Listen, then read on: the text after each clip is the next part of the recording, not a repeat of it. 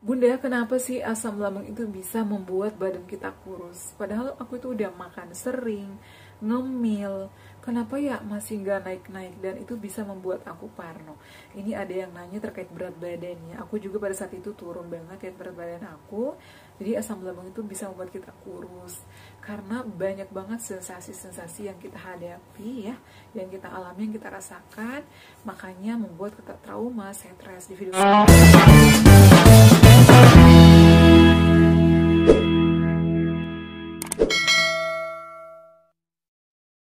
Assalamualaikum warahmatullahi wabarakatuh. Halo semuanya, kembali lagi di channel aku, Adeva dan Bunda.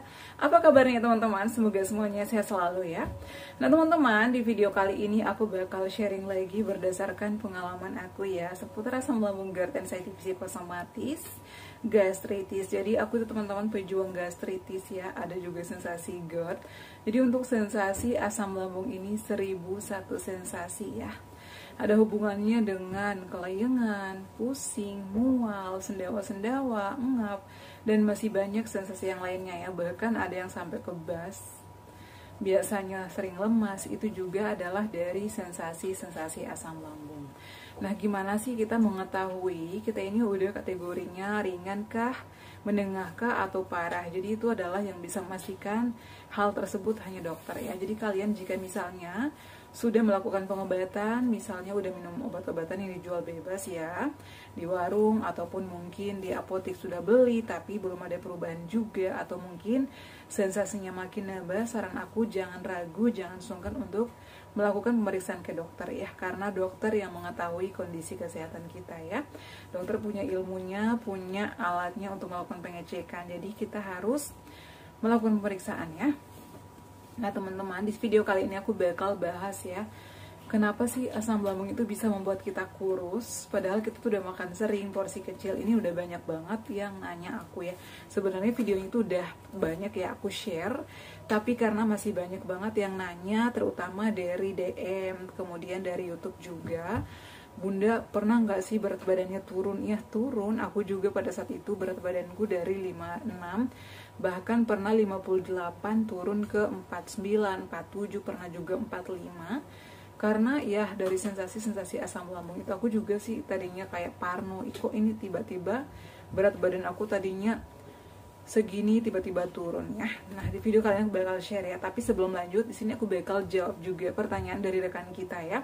Jadi di sebelumnya video aku ada wawancara teman aku ya, namanya Fajar. Dia juga pejuang asam lambung, GERD, anxiety psikosomatis. Dia tuh nggak keluar rumah sekitar 3 bulan karena takut, cemas.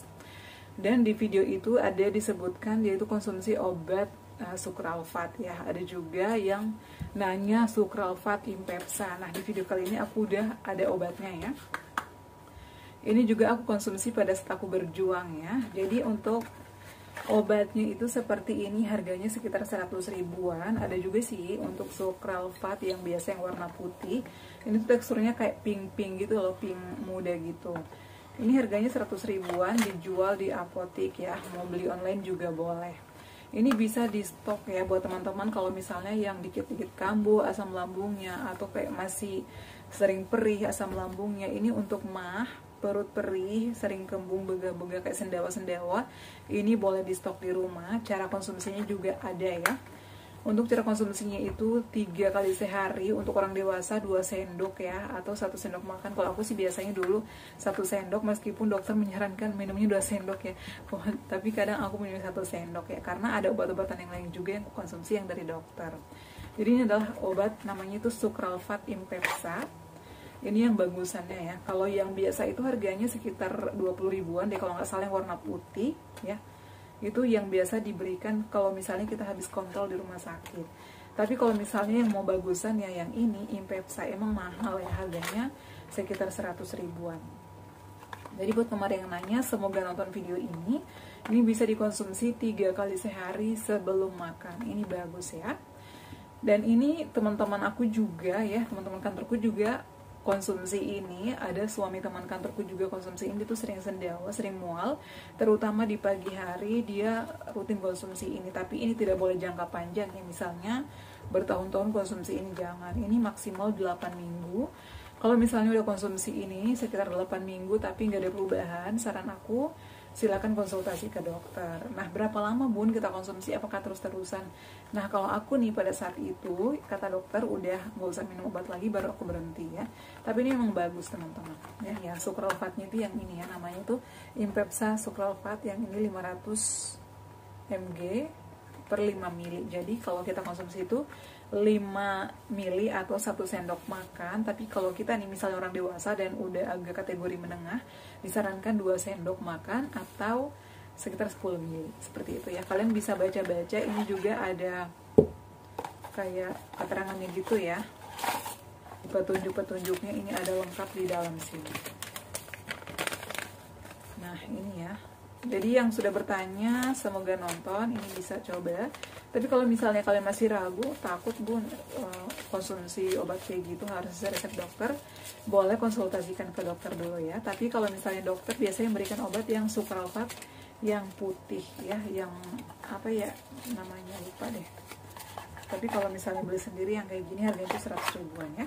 Oke, kita lanjut ke berat badan. Kenapa sih berat badan itu susah banget naik atau identik kurus atau turun pada saat berjuang melawan asam lambung? Pertama, karena kita itu banyaknya sensasi-sensasi yang kita hadapi ya. Biasanya ada sensasi pusing, kelayangan, ketakutan, kecemasan, sendawa, perut perih, melilit, dan lain sebagainya. Dengan sensasi-sensasi tersebut membuat kita tuh stres, trauma, kadang nggak bisa tidur, kadang mau makan apa aja tuh nggak nafsu makan, sehingga porsi makan kita tuh jadi berkurang, dan kita tuh jadi parnoan, takut makan ini, dan biasanya kita juga makan itu jadi nggak dikunyah halus, sehingga makanan-makanan yang masuk tersebut itu tidak bisa diserap oleh tubuh karena tidak bisa dicerna secara sempurna. Jadi kalau kita itu makan harus secara pelan-pelan, makanannya harus dikunyah halus agar mudah dicerna. Jadi lambung kita tuh nggak ekstra kerja keras lagi untuk mencerna semua makanan-makanan yang masuk ke dalam tubuh kita. Seperti itu ya. Jadi pertama itu adalah faktor stres, kemudian kita tuh nafsu makannya menurun, dikit-dikit mual, dikit-dikit muntah, kemudian juga banyaknya sensasi-sensasi yang kita hadapi, makanya kita kadang kecapean, trauma, jadi kita itu kayak orang stres gitu loh.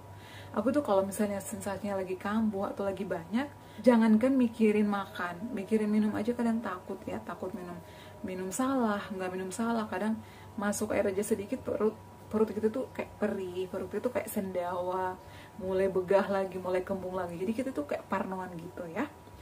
Nah, caranya gimana Bun? Jadi meskipun kita itu banyak banget sensasi, harus fokus ke makanan kita, terutama menu-menunya harus diperhatikan ya. Jadi kita tuh harus makan nasi yang lembek-lembek, diatur aja air nasinya itu dibanyakin. Tapi kalau misalnya aku nggak suka nasi lembek, mendingan sekalian bubur, boleh bubur, boleh oat. Yang jelasnya saran aku wajib makan nasi karena nasi itu padat dan mengenyangkan. Kemudian selain itu juga istirahatnya harus cukup, pikirannya harus dikontrol. Jadi lakukan relaksasi agar pikiran kita tenang, gak selalu cemas. Kemudian juga bisa melakukan olahraga ya, olahraga ringan kayak treadmill, stretching. Itu bagus agar kita tuh makin semangat dan peredaran darah kita itu lancar. Jadi biasanya kan tadi kebas, malas, lemas. Jadi aku sarankan ke kalian untuk berjemur di pagi hari, olahraga. Nah, kalau misalnya sensasi kayak perih udah berkurang, begah-begah udah berkurang, saran aku kalian bisa minum susu ya. Ini adalah susu yang aku konsumsi. Ini bagus untuk lambung, bagus untuk pencernaan, bagus untuk kolesterol. Jadi saran aku konsumsi ini bisa 2 kali sehari atau sekali sehari. Kalau aku nih konsumsinya sekali sehari, biasanya di jam 10 pagi setelah sarapan ya. Jadi aku tuh sarapannya di jam 7 pagi, berarti aku minum ini biasanya jam setengah 10 atau jam 10 sambil ngemil, biasanya makan oat atau yang lainnya. Nah, ini bisa membantu meningkatkan nafsu makan ya, membuat kita semangat beraktivitas, menambah daya tahan tubuh kita, meningkatkan imunitas. Ini bisa juga membuat kita nyenyak tidur dan bisa menambah berat badan kita. Pada saat itu aku itu rutin konsumsi ini ya, sekitar 8-10 hari itu berat badan aku naik 3 kilo. Lumayan kan ya. Nah, tapi kalau misalnya nih Bunda, aku itu nggak berani minum susu, soalnya susu itu kan sensitif. Memang susu itu sensitif, jadi kalau misalnya kita mau minum susu itu harus hati-hati ya. harus memilih susu yang aman. Seperti ini aman, ini susu kambing, ada ekstra daun kelornya, jadi ini bagus teman-teman. Nah, jadi saran aku kalau memilih susu, carilah kandungan-kandungan yang aman untuk lambung. Tapi pengalaman aku ini cocok. Kemudian susu almond bagus, susu kedelai juga bagus, atau susu kacang mede itu juga bagus ya. Nah, kemudian selain itu juga, kalau misalnya nggak mau susu nih, bisa minum kayak kurkuma plus yang madu ya, atau penambah nafsu makan itu boleh. Aku tuh pernah review sebelumnya ya kurkuma plus, karena aku pada saat itu susunya habis dan di rumah itu adanya kurkuma plus, jadi aku minum itu, alhamdulillah juga bisa membaik ya, enakan di badan aku dan menambah nafsu makan aku, karena itu ada kandungan madunya juga, ada kandungan ikannya, jadi itu bagus. Nah, kalau mau cobain gomuk juga bagus. Ini gomuk ini adalah terbuat dari 100% bahan alami juga. Ini juga harganya lumayan. Ini aku juga beli karena pada saat itu aku tuh kurus banget, makanya aku langsung beli gomuk. Kalau misalnya nggak cocok sama susu, bisa coba gomuk ini. Ini bagus, bukan aku doang yang konsumsi ya, tapi anak suamiku juga konsumsi ini. Tadinya tuh anak aku berat badannya dari 18-19 terus, sekarang itu berat badan aku jadi 22. Jadi menurut aku sih lumayan, dan ini bisa membantu kita juga. Nah, untuk konsumsinya nih, jika kita pejuang asam lambung, aku tuh biasanya selalu konsumsinya setelah makan, 1 jam setelah makan atau 30 menit setelah makan. Ini bagus ya. Nah, kemudian selain dibantu sama susu atau madu ataupun kurkuma plus yang madu, saran aku juga perbanyak konsumsi air putih ya, agar kita itu juga nggak kekurangan cairan, nggak kekurangan mineral, nggak lemas-lemas, nggak sering capek. Biasanya kan kita tuh kayak nggak bertenaga gitu ya. Dan juga aku saranin sering makan buah ya, buah-buahan yang aman seperti pepaya, melon, kemudian buah naga. Kalau aku tuh cocok ya. Nah, selain itu juga sayur-sayurannya diperbanyak yang tinggi serat ya, kayak bayam itu bagus, wortel. Kemudian aku juga cocok sama buncis, sama kacang panjang itu bagus, jadi boleh dikonsumsi.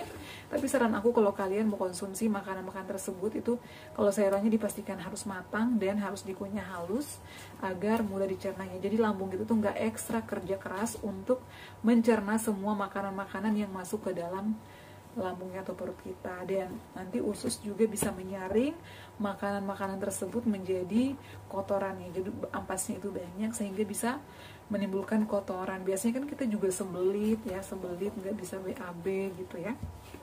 Itu juga karena biasanya kita makanannya itu nggak dikunyah halus, dan porsi makan kita itu biasanya kecil banget sehingga ya nggak bisa disaring oleh usus kita. Jadi saran aku kalau nasinya masih sedikit, biasanya kan pejuang asam lambung itu makannya nasinya setengah centong atau 1 centong, bisa ditambah ngemil ataupun buah-buahan, sayur-sayuran itu diperbanyak. Tapi saran aku dikunyah halus dan perbanyak minum air putih ya. Air putih yang diperbanyak, istirahatnya yang cukup, dikontrol pikirannya, sering-sering lakukan relaksasi, jangan begadang, hindari ngerokok, hindari alkohol, hindari minuman soda, kafein ya, makanan pedas-pedas dihindari. Insya Allah ya, bebasin pikirannya, itu nanti bakalan perlahan-lahan badan kita sehat, berat badan kita naik, pikiran kita tuh dibebasin aja. Jadi pikiran kita harus bisa dikelola, harus bisa dikontrol. Kalau masih sering cemas-cemas, masih sering takut-takut, ya lakukan relaksasi, fokuskan pada aktivitas-aktivitas yang menyenangkan, yang positif, agar tidak selalu parnoan ya. Gabung sama orang-orang yang positif, kemudian relaksasi, meditasi.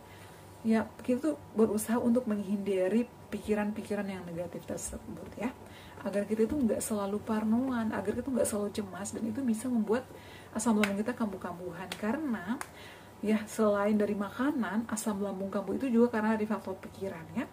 Faktor pikiran, kalau pikiran itu udah banyak, tidurnya sulit ya, biasanya udah bolak-balik bantal, cemas, gerasak gerusuk ya, itu susah itu, dan itu bisa membuat kita kurus. Jadi teman-teman, ayo terapkan sekarang modifikasi pola hidup kita. Jadi kalau misalnya ada kecemasan, ayo lawan sensasi itu dengan melakukan hal yang positif, lakukan kerjaan ya yang membuat kalian happy, yang membuat kalian senang, agar nggak terus-terusan muncul sensasinya. Jadi untuk badan kurus ini kalian gak usah pikirin kalau misalnya lambung kita, pencernaan kita udah enakan, itu perlahan-lahan nanti akan naik. Pencernaan kita udah normal, nanti perlahan-lahan akan naik. Dan hindari searching sesuatu di internet, hindari timbangan ya. Kalau misalnya kalian nimbang hari ini nggak naik, pasti stres. Kalau kalian nimbang hari ini nggak naik atau turun, itu bakalan stres. Jadi hindari selama proses kalian pemulihan atau penyembuhan asam lambung, apalagi badannya masih kurus, dihindari dulu ya. Udah enjoy aja, lakukan aja hal-hal yang menyenangkan, makan, istirahat yang cukup, lakukan aktivitas sesuai dengan kemampuan, jangan terlalu kecapean juga ya.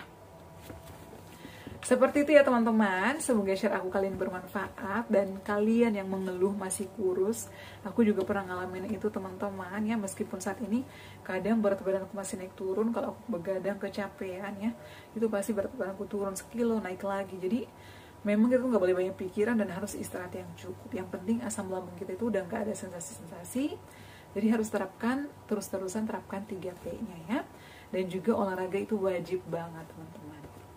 Seperti itu ya teman-teman, semoga share aku kalian bermanfaat. Dan yang sudah bertanya, semoga lekas pulih, lekas sembuh, dan cepat proporsional, badannya cepat normal lagi ya. Jangan lupa untuk terus dukung channel aku Adeva dan Bunda dengan cara like, comment, share, dan subscribe.